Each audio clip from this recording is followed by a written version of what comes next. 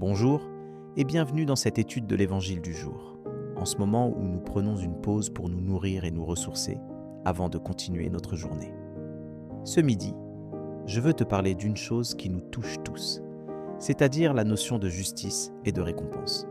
Nous avons tous des attentes quant à ce que nous devrions recevoir en échange de nos efforts et de notre dévotion. Mais qu'est-ce que la justice et la récompense selon Dieu ? En Matthieu 20, versets 1 à 16, nous trouvons une parabole qui répond à cette question. La parabole du maître de la vigne et des ouvriers nous montre que la justice et la récompense de Dieu ne sont pas nécessairement celles que nous attendons. Le maître de la vigne embauche des ouvriers à différents moments de la journée et leur donne tous la même récompense, quel que soit le temps qu'ils ont travaillé. Cela peut sembler injuste à nos yeux, mais pour Dieu, c'est une question de grâce et de miséricorde. Lisons cette parabole ensemble. Matthieu 20, versets 1 à 16. En ce temps-là, Jésus disait à ses disciples cette parabole. Le royaume des cieux est comparable au maître d'un domaine qui sortit dès le matin afin d'embaucher des ouvriers pour sa vigne. Il se mit d'accord avec eux sur le salaire de la journée. Un denier, c'est-à-dire une pièce d'argent, et il les envoya à sa vigne. Sorti vers 9 heures, il en vit d'autres qui étaient là, sur la place, sans rien faire. Et à ceux-là, il dit « Allez à ma vigne, vous aussi, et je vous donnerai ce qui est juste. » Ils y allèrent. Il sortit de nouveau vers midi, puis vers 3 heures, et fit de même. Vers 5 heures, il sortit encore, en trouva d'autres qui étaient là, et leur dit « Pourquoi êtes-vous restés là, toute la journée, sans rien faire ?» Ils lui répondirent « Parce que personne ne nous a embauchés. » Il leur dit « Allez à ma vigne, vous aussi. » Le soir venu, le maître de la vigne dit à son intendant « Appelle les ouvriers et distribue le salaire, en commençant par les derniers, pour finir par les premiers. » Ceux qui avaient été commencés à 5 heures s'avancèrent et reçurent soit chacun une pièce d'un denier.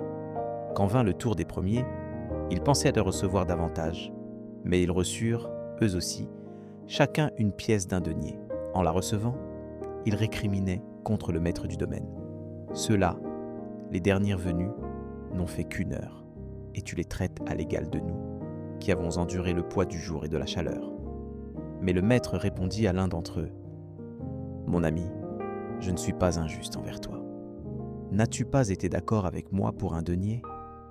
Prends ce qui te revient et va-t'en. Je veux donner au dernier venu autant qu'à toi. N'ai-je pas le droit de faire ce que je veux de mes biens ? Ou alors, ton regard est-il mauvais parce que moi, je suis bon ?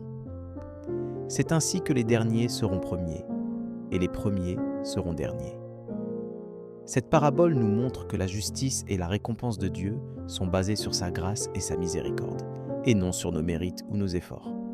Cela peut être difficile à accepter pour nous, car nous sommes souvent conditionnés à penser que nous devons gagner ce que nous recevons.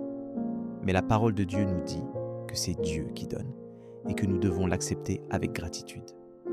En Romains 5, verset 8, il est écrit « Mais Dieu prouve son amour envers nous en ce que le Christ est mort pour nous, tandis que nous étions encore des pécheurs. » Cela montre que Dieu nous aime et nous donne sa grâce, non parce que nous le méritons, mais parce que c'est sa nature de donner. Nous devons apprendre à accepter cette grâce et à la partager avec les autres. Alors, comment pouvons-nous appliquer cela dans notre vie quotidienne ? Nous devons apprendre à lâcher prise sur nos attentes et à accepter la grâce de Dieu telle qu'elle est. Nous devons également partager cette grâce avec les autres, en les aimant et en les servant sans attendre rien en retour. En 1 Corinthiens 13, verset 3, il est écrit « Et si je distribue tous mes biens pour nourrir les pauvres, et si je livre mon corps pour être brûlé, mais que je n'ai point d'amour, rien de cela ne me profite. » Cela montre que l'amour et la grâce de Dieu sont plus importants que nos actions ou nos possessions. Avant de conclure, je veux te laisser avec une question. Es-tu prêt à lâcher prise sur tes attentes et à accepter la grâce de Dieu telle qu'elle est ? Es-tu prêt à partager cette grâce avec les autres, en les aimant et en les servant sans attendre rien en retour ? Je vais maintenant te proposer une prière pour demander à Dieu de nous aider à mettre en place ces principes dans notre vie. Père Céleste, nous te remercions pour ta parole qui nous guide et nous donne la sagesse. Nous te remercions pour ta grâce et ta miséricorde qui nous sont données sans condition. Nous te demandons de nous aider à lâcher prise sur nos attentes et à accepter ta grâce telle qu'elle est. Nous te demandons de nous donner le cœur pour aimer les autres et pour les servir sans attendre rien en retour. Nous te demandons de nous donner la force pour vivre selon ta parole et pour partager ta grâce avec les autres. Nous te remercions pour tout ce que tu fais pour nous et nous te prions de continuer à nous guider et à nous soutenir. Nous t'aimons et nous te remercions. Amen.